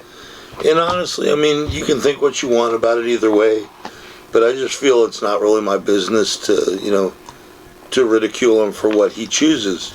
Like we said, it was his choice. Now, he has to deal with his fan base. Maybe he'll lose album sales over it. That's, again, also not my business. That was a choice he had to make. And if that's what it does, if it hurts his overall bottom line, well, that's what it is. That's what he gets out of it. Yeah. And my judgment's not going to change that no matter what. Right. And that's a good question. You can throw a question at me. I'm all about questions. Where'd you get this shirt from? Where'd you get those pants? Hey, where'd you get that shirt that we can't see on the podcast? It's Mando and Grogu playing pickleball. How cool is that? That is in Hawaii. At what's it saying about Pipeline Dreams? No, this is Pipe Dreams. Oh, Pipe Dreams Surf or something? No, it's Pipe Dreams. I might say something I can't remember. Yeah, Pipe Dreams Surf Company. Yeah, let's give a shout out to them because every time I go to Hawaii, I get that shirt all the time. All right, so we'll put this on the. Stand up so you can see your shirt. Oh, you want me to see the shirt? Okay. All right. Oh yeah, I heard that. Yeah, I heard that too. All right. Okay. Put this on the Instagram. I'm gonna post this, and on the YouTube channel. Yeah, I know I wasn't talking about my shirt, but you want a shot of that? Hell yeah! I ran out of the theater of that movie. That was. I ran out of the movie theater because it came out like in 1981, right? Yep. I ran out of that freaking theater when Mike Myers stuck that titty girl in the hot water. I lost and ran out of the theater. I don't know why that scared me, but maybe. What'd you think of part 3? It just was disassociated. It didn't need to be called Halloween 3. It could have been called Season of the Witch. I don't know why they had to put 3 in front of that movie. Well, see, I feel okay. I feel like it's obviously its own movie. But I feel like final Tokyo Drift in the whole Fast and Furious franchise, which is my favorite. Which has nothing to do with any of the fucking movies. That's why I love it so much. Ross already knows why I love the movie. There's only one reason why I watched that movie. Is it like a hot chick or something? Because it's in Japan. It's in Japan, brother. You're in Japan. And he's a pervert. So here's the thing Dude, about... we should totally go to Japan. Here's what I know about Halloween 3. It was supposed to be an anthology. Oh, yeah, I know that much, yes. Each movie was supposed to be a different story. And they started doing 3, which made no freaking sense to me. I didn't really like Halloween 3, to be honest with you. I thought it was not a good movie. If I watch it now, Oh, you don't see? I think it's a great standing alone movie. I don't know, because here's the thing. I base it off how many times I rewatch a scene from a movie if I like it. There's tons of movies. Here's an example. I like Schindler's List, but I ain't gonna pop in a scene, watch the shower scene again in Schindler's List. But there's some movies I like. I rewatch the scene, And Halloween 3, the only thing I do, I play every Halloween. I do the doot doot doot doot. Right. I play that. That's the only thing that gets love for me from Halloween 3 is that pumpkin. Come around, kids, gather around, that part. But the movie itself, I didn't really care for it. Yeah, so let's do that. Not the biggest fan, but I was 9 years old when I saw the first Halloween. Not in the theater, but a friend of mine, his mom was, I don't remember what her job was, but she was associated with the studios. And she got a VHS copy before it came out on VHS. And so, my friend, Michael Thornburg, here's a shout out to you, man. This was my best friend in elementary school. And he invited me over to see this crazy new movie, and I didn't know what it was. Mm-hmm. And it turned out to be the first Halloween. And I was 9, he was maybe, I think he was like 8 at the time. And it scared the crap out of us. And in the back of his house, in this one window, one of the windows had gotten broken days before. It wasn't like that was something that scared us. But there was newspaper in the window. And where I grew up in Canoga Park, we used to get these crazy windstorms. And all it kept doing was it would suck the paper out and back in. So we'd hear tch, tch, tch. We kept hearing this noise, and we did not know what it was. And we were already freaked out from the movie. And, Mike and I, we both grabbed hockey sticks and went through the house looking for Michael Myers. Not that I know what we would have done if we'd have found him. Our hockey sticks would have been useless. You've been taken out. But we were searching. We were hoping. And I just remember turning the corner and going, "Oh man, that's what it is." Yeah. And it was a big letdown. But then Halloween 2 came out, and just the fact that it was the next day, it was still the next day. Yeah. Actually, it was like the same night. It's same yeah, night. Laurie Strode was still messed up. But her hair was different for some reason. But it was supposed to be the same night. But her hair is not even close to like the original Halloween. Yeah, but it wasn't anything I noticed at the time. And just the fact that it picked up that next night, I liked that continuation. They didn't really have any movies like that. Like back then, if you wanted something that continued that tightly, you'd have to watch like a soap opera, and those were terrible. So I just love the fact that this was still carrying on from the same thing. And so we all ran out to go see Halloween 3. And like 10 minutes into it, we're like, what the hell is this? What movie is this? Are we in the right theater? I'm telling you right now, that Halloween 3 was terrible. Well, I guess, for someone who saw it later on in life. Yeah. Well, the only movie next to The Thing that I think is the best horror movie of the 80s is going to be Return of the Living Dead. Freaking love that movie. And that I know you've seen that movie. Yeah, that was a movie. My friends all wanted to see it, but I was so sick of the George Romero zombies. Mm-hmm. Dawn of the Dead, Day of the Dead, all that stuff. They were so cheap, and they never seemed to have any urgency. Like, they would grab at people, but they wouldn't, like, grab them. They would flail their arms around. Mm-hmm. And I guess that was supposed to be the way the zombies acted. But I just didn't find that scary.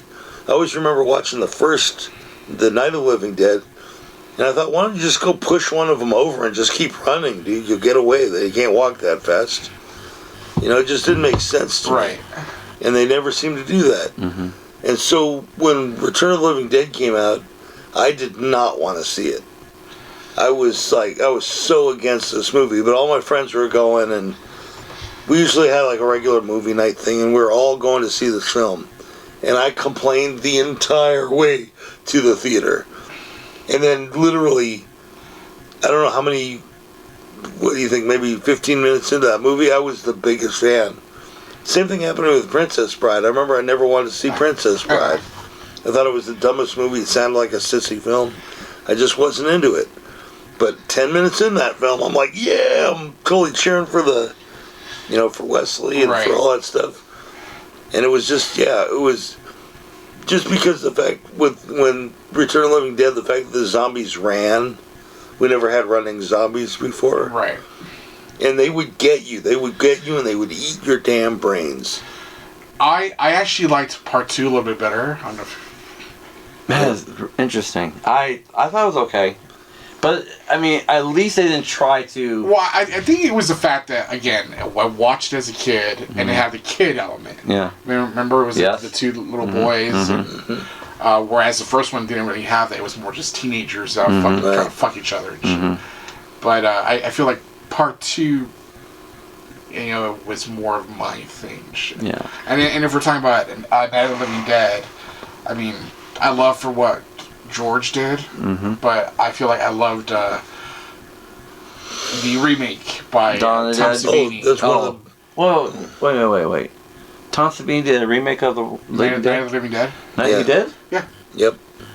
What year did that come out? That was 90? 1980? The 90... he did do that. Okay. With Tony... Tony Todd? Tony Todd, yeah. Okay, I forgot. Okay. Brain fart. I forgot that he did direct that, but I know you're talking about. Yeah. And that wasn't a bad film. No. But the Dawn of the Dead remake knocked it so far out of the park. Right.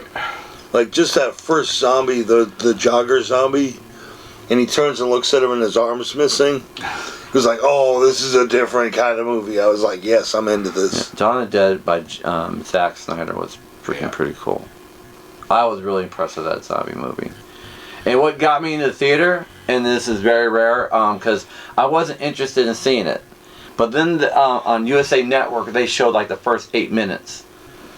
And like the week before it came out.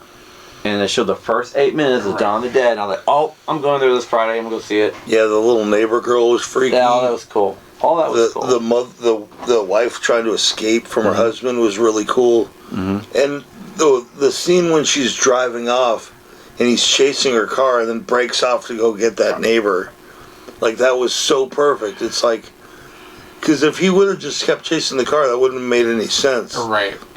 Because the zombie's not thinking that, like, I need to get this person. It's thinking, I need to eat. And so whatever the first food it gets to, it would go after. So it totally made sense. It's like, No, it was done really well. That's one of the movies that one of the zombie movies I still, like, watch. Yeah, I can. If it's on TV, I'll stay and watch it. Oh, yeah. Sometimes I'll just pop it in just because, like, I love the opening scene, The one thing I always wondered is, how did they ever, like, to me, the zombie thing doesn't make sense because the first thing that would go, because your body's dead, you're reanimated from that, but your heart's not beating, your blood's not pumping, so, and you don't have any juices anywhere anymore. Right. I don't know where they said the heart wasn't pumping.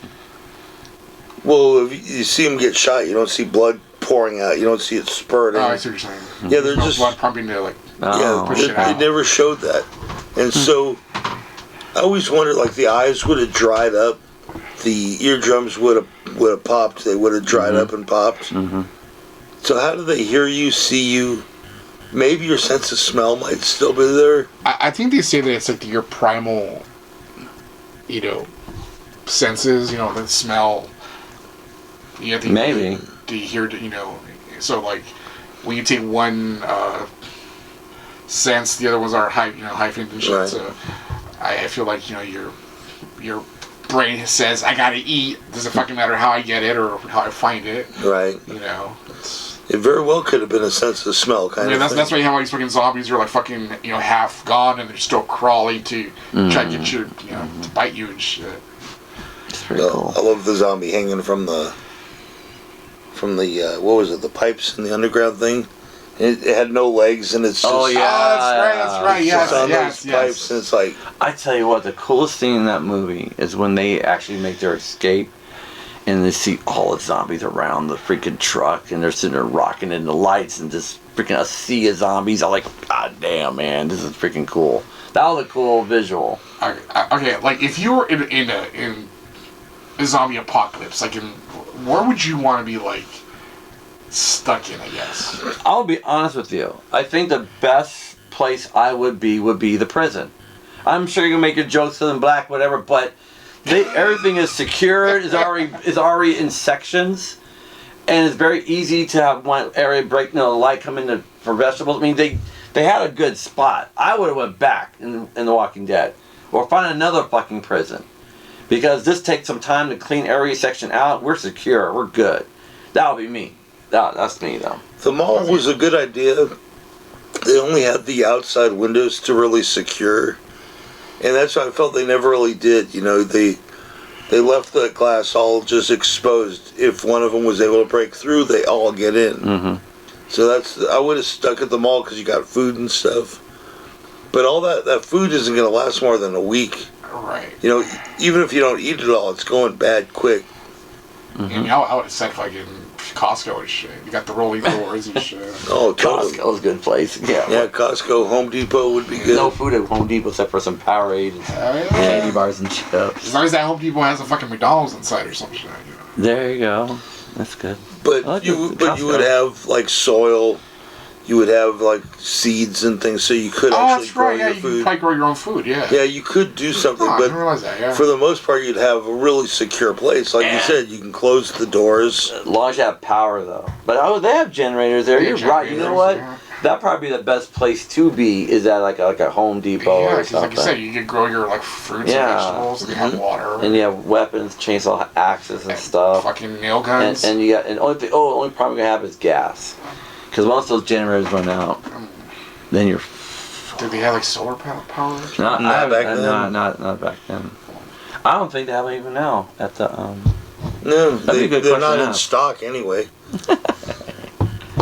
All right, well, I guess we'll wrap up our show. I mean, I don't want to take much more of your. No, you guys. I thought this is like a 6-hour event we're doing. Yeah, and you're not taking up my time. I'm absolutely happy to be here with you. Yeah. All right, well, we'll just wrap it up just to. Wrap it up. Do you guys want to give any shout outs or Well, my big shout out is to Jose Torres, just knocking it out of the park with his great podcast. Oh, thank you. I appreciate that. Yeah, and I love being part of it. Yeah. I would love to be back anytime you need me. I'm here. We'll be here tomorrow. But we're coming at 6 a.m. Okay. Yeah. So you better have it all ready. And breakfast. I will let Charlie know. No, it was fun. This is my first time doing it at your actual studio, which is cool. But yeah, I'm always willing to talk movies. Always. Oh yeah, definitely. And I'd love to hear your stories when you guys go out, on tour. And oh, that's gonna happen. We're working on that, and I'm sure there'll be some new shit. We can bring something, but we are working on a short film. We are. So and that's something I guess we'll come talk about later. Yeah, there'll be more information as we develop the film. Yeah, but that's something that we're definitely going to do. And I will post, photos or, behind the scenes stuff on our Instagram, Penetrate Your Brain, the podcast. And definitely follow Jose. He knows what he's talking about when it comes to horror. Yeah, this room proves that this is an awesome studio. But I am going to take that poster. I'm going to take the tattoo one and what is something else? I want the Pigpen Leatherface. No. It's Pigpen from the Charlie Brown series with a dead face on and a chainsaw. Is that Charlie Brown's face? That's not Charlie Brown's face. That's Pigpen. Well, it's Pigpen wearing somebody else's face. Okay, I thought you said that was Charlie Brown. It could have been. You don't know. It's Pigpen from the Charlie Brown cartoons. Wearing a dead face on his thing and carrying a chainsaw. It does look like Leatherface, but it would have been cool as hell if that was Charlie Brown's face on it. That'd be cool. Well, I didn't paint it, so I don't know what the artist was. He's got too much hair to be Charlie Brown. I'm going to make that. Yeah, that's true, it does. Wow, this is fun. So we're going to do this again soon, huh? All right, you guys want to give out your handles or anything? Yeah, you can find me on Instagram at Tony LaMarr. I actually have that, yeah. You can find me on Instagram at Ross Miller. And again, you guys can find me with all my Linktree stuff on there. Penetrate Your Brain, the podcast. And I hope you penetrated your guys with some knowledge today. We will see you around. All right, good night. Thanks.